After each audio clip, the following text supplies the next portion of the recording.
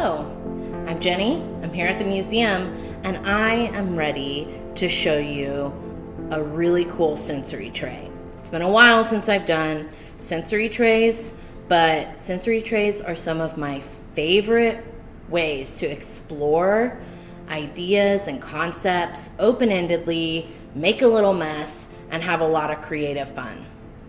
Today we're doing Rainbow Eruptions sensory tray. So what I'm going to do is I'm going to zoom the camera in and we are going to look just at my tray so you can see all the awesome things that it does.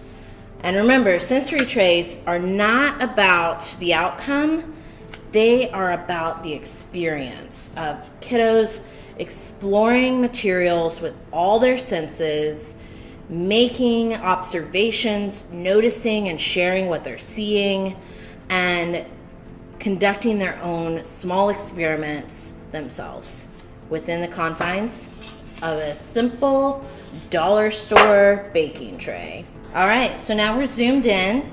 You can see I've got my dollar store tray, and then here are the other materials you're gonna need. You're gonna need Epsom salt. You're gonna need in total 1.5 cups of Epsom salt. 1 tablespoon of citric acid per watercolor, per color that you use. I'm gonna make 2 colors.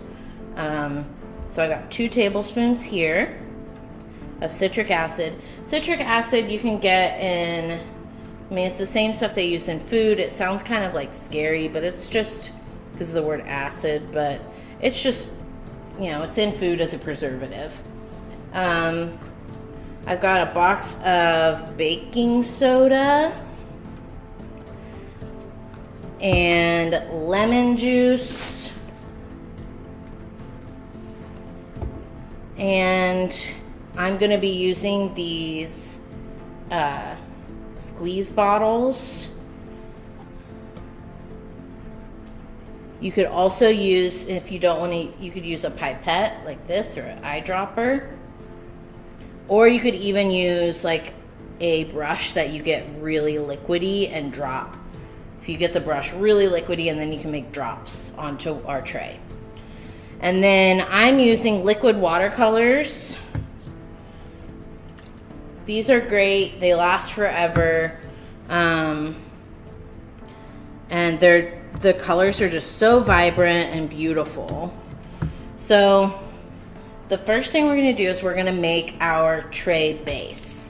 So what we're going to build our tray on. So first I'm going to add 1 cup of Epsom salt to my tray and spread it around.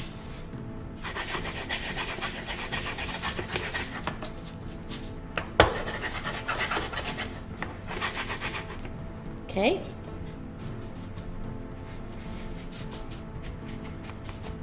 I love the big crystals in Epsom salt. Looks really cool. And now I'm gonna add 2 cups of baking soda. I'm using this as a measure. It's about 8 ounces. We know 8 ounces is in a cup. And basically, this activity is just a really fun way to explore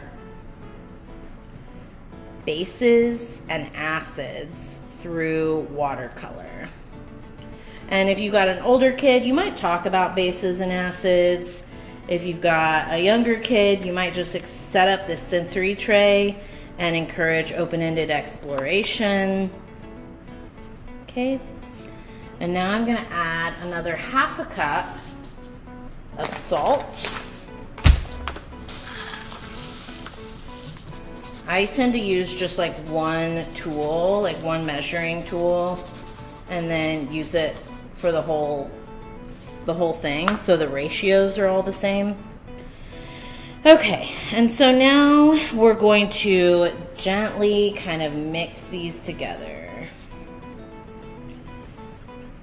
All right, so now we have our base, literally, and we're going to mix up our colors in our squeeze bottles.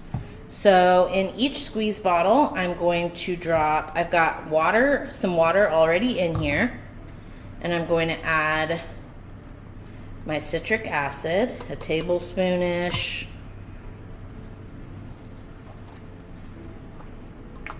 And a tablespoonish. Okay. And then I'm going to really quickly, I'm gonna shake them so that citric acid dissolves. You can also if you don't have squeeze bottles, you can use your dropper here, and I'll do one more of citric acid in a little container just like this. 2 bottles, 2 little containers. I like to kind of just like line these up and kind of set the scene for your sensory exploration. But first thing we're gonna do is actually color our waters. So with liquid watercolor, it's super concentrated, and so you actually, you need hardly anything. So I'm going to add I'm gonna go slow. I'm gonna add just a few drops until I like the color I've created. I'm gonna add a little bit more. Okay, so I've got a pink, I've got a blue. With purple especially, you really only need a couple drops because it's just so dark. And my green. Okay. Now the last thing you'll need to set up before you're ready to go to town on our rainbow explosion tray is I like to have some lemon juice. And here's where the fun happens. So I might start by being like, what do you think might happen? If this is part of a lesson with bases and acids, you could encourage them to apply. This could be the beginning of an exploration, or it could be like what happens after the exploration. And as you can see, as they add colors, it fizzes up. And you can hear it, you can listen to it, you can watch.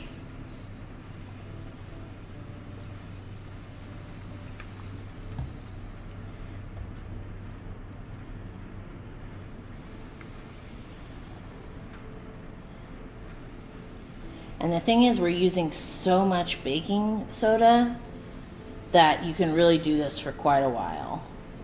I wonder if can I paint my bubbles that I make? I'm gonna grab my brush, put it in my purple.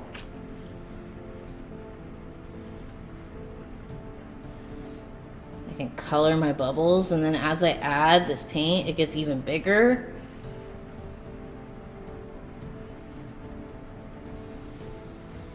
And you can see this lasts quite a while. If you're using a squeeze bottle and that kind of keeps you from just dumping, and you're using your eyedroppers, you can keep playing with this for quite a while. Yeah, this is a really fun, simple sensory tray that allows you to explore acids and bases, and also have a lot of fun with color mixing and watercolor. So I hope you try it out in your classroom or at home, and let me know what you think. So fun, I love it.